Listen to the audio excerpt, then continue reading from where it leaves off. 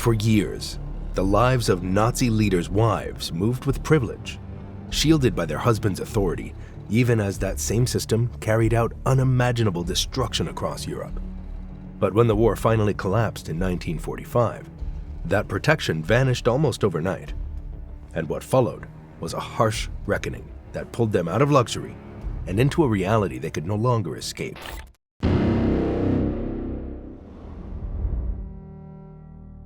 In the 1930s, especially after 1933 when Adolf Hitler came to power, a small inner circle formed around him. And this group was not just political, it was social too, with dinners, events, celebrations, and private gatherings where the wives of top officials played a visible role. These women were not standing on battlefields or making military decisions, but they were part of the system in a different way, helping create the image of stability, family, and normal life the regime wanted to show the German public. A big part of this image came from women like Magda Goebbels, who was one of the most recognizable faces among Nazi families. She had been married before to a wealthy industrialist, and already had a son from that marriage. But when she married Joseph Goebbels in 1931, she stepped right into the center of Nazi power. Goebbels was in charge of propaganda, meaning he controlled what people saw, heard, and believed. And Magda became part of that effort. She wasn't just appearing in a few photos here and there. She was carefully presented as the perfect German mother, raising 6 blonde-haired children in a clean, disciplined home, always smiling, always calm. These images were spread across newspapers and magazines to show what the ideal German family should look like, even though behind the scenes her marriage was strained, and her husband's affairs were well known within elite circles. Still, none of that was allowed to damage the image being sold to the public. At the same time, Emmy Goering was living a very different kind of life, one built around wealth and status. Before her marriage, she had been an actress, moving in cultural circles. But after marrying Hermann Goering in 1935, her life changed completely. Goering was one of the most powerful men in Germany, and also one of the richest, and he made sure it showed. They lived in a massive estate called Kadenhall, located northeast of Berlin, which was filled with expensive art, furniture, and items that were often taken from occupied territories during the war. Their home became a place of high-profile visits and gatherings, where Nazi leaders would meet in a relaxing setting, far away from the destruction happening across Europe.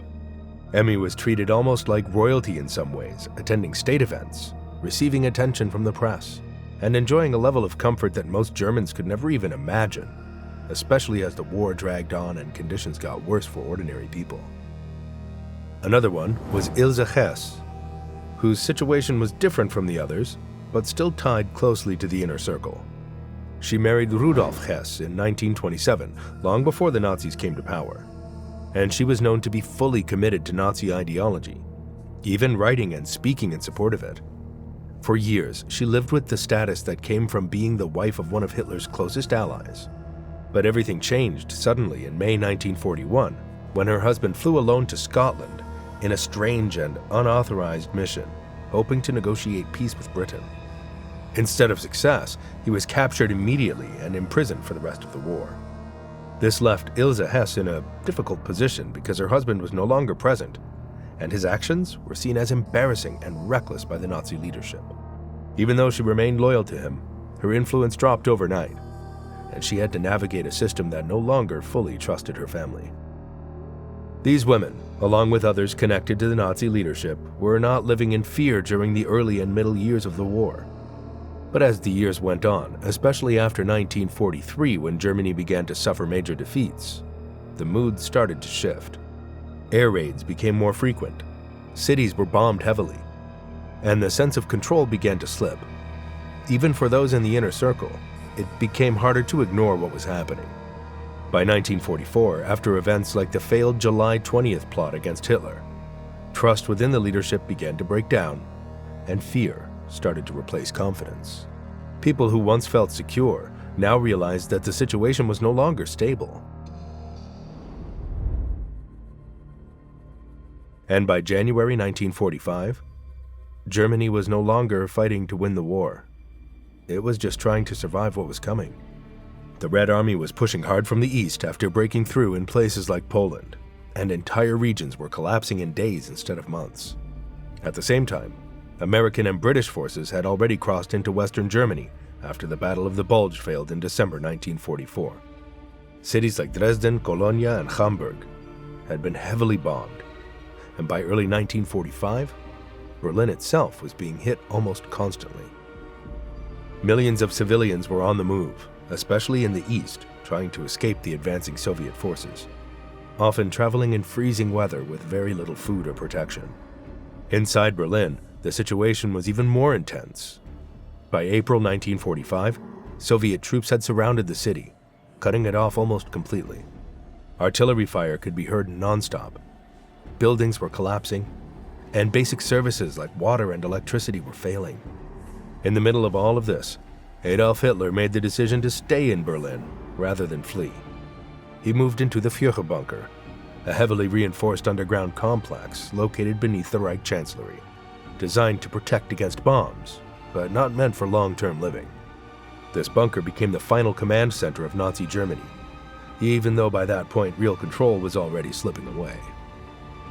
As the situation got worse, several key figures from the Nazi leadership made their way into the bunker or nearby areas. Among them was Joseph Goebbels, who refused to leave Hitler's side even when others were trying to escape. His wife, Magda Goebbels, also chose to come to Berlin, and she brought all 6 of their children with her. This decision alone says a lot about her mindset at the time, because Berlin was clearly not safe, and by then most people were trying to get their families out, not bring them in. But Magda believed that life without National Socialism had no meaning, and she had made it clear that she didn't want her children to grow up in a world where the Nazi system no longer existed. Inside the bunker, life was tense, crowded, and filled with uncertainty. There were limited supplies, constant pressure, and the knowledge that defeat was only days away. Reports coming in were often unrealistic or false, with commanders still claiming that counterattacks would save the situation, even though those plans had no real chance of working. On April 30th, 1945, Hitler ended his life in the bunker.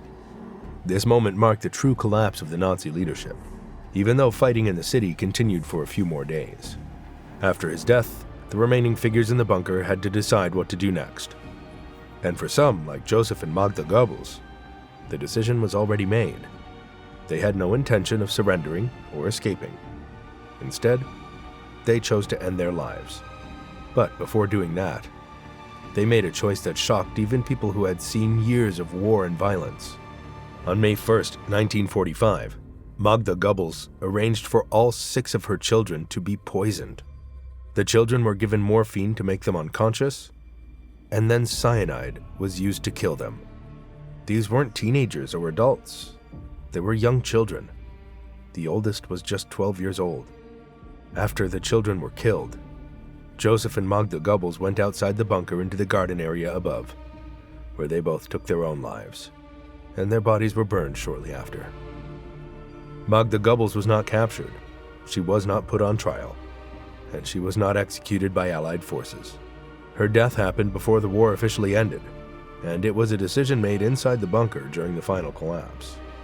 The horror of what happened, especially involving the children, became one of the most disturbing moments of the entire war's ending. When Germany officially surrendered on May 8, 1945, known as Victory in Europe Day, the fighting in Europe stopped. But for Allied forces, a different kind of operation immediately began. They were now hunting down the entire structure of the Nazi system, and that included not only the top leaders, but also the people closest to them. Lists had already been prepared with names of high-ranking officials, and once those men were captured or confirmed dead, attention quickly turned to their families, especially their wives, because investigators believed they might hold useful information about how the regime worked behind closed doors. Across Germany and occupied territories, Allied troops started arresting individuals connected to the Nazi leadership. Some of these women were found in large homes that had not yet been destroyed.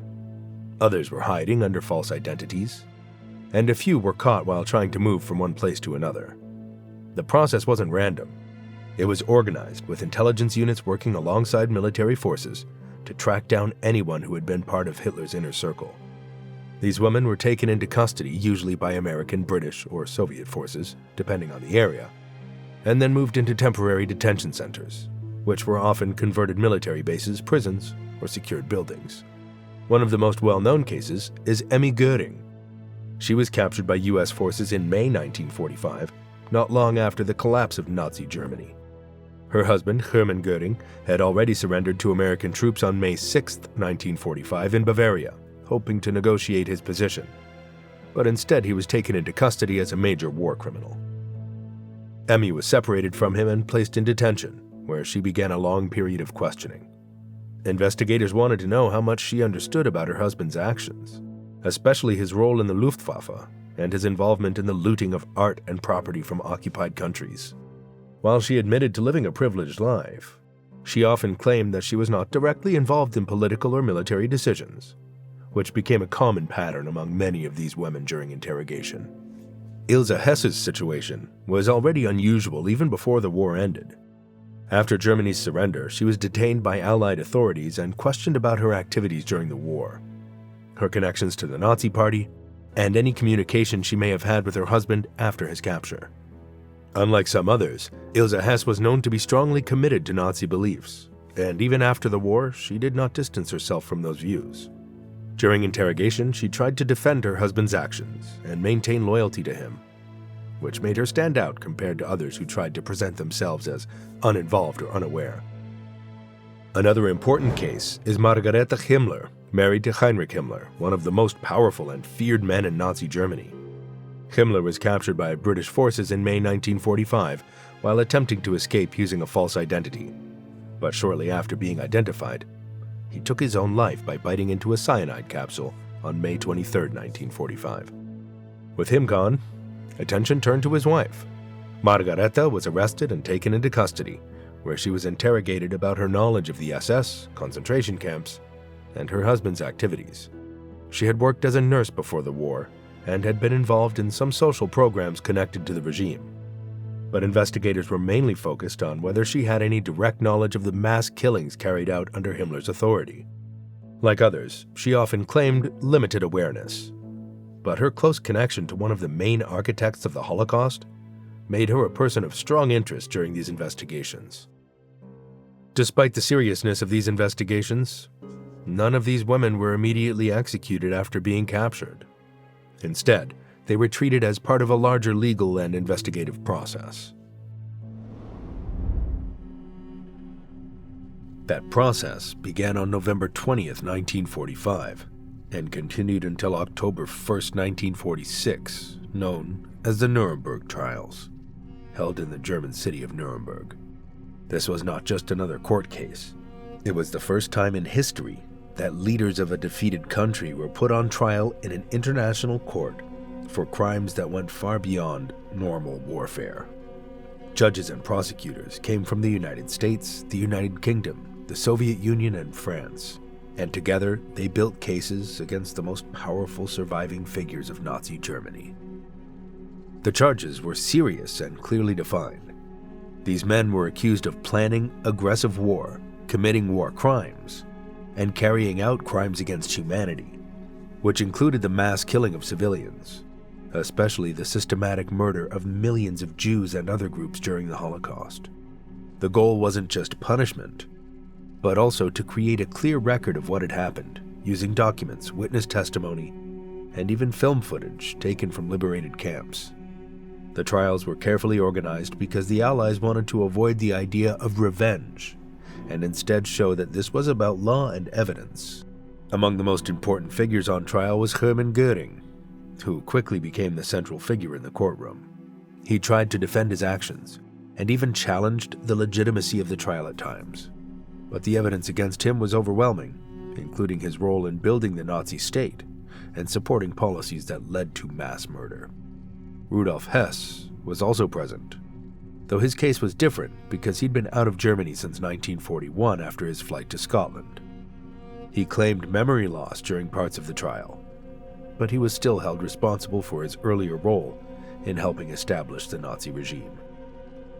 As the trial went on, the court reached its final decisions in October 1946. Several top officials were sentenced to death by hanging, including figures like Joachim von Ribbentrop and others who had played direct roles in planning and carrying out Nazi policies. Hermann Göring was also sentenced to death, but just hours before his execution, he took his own life using a hidden cyanide capsule on October 15, 1946. Rudolf Hess, on the other hand, was sentenced to life imprisonment and sent to Spandau prison, where he would remain for decades. Now, this is the part where things become very clear, and it directly answers the rumors that later spread.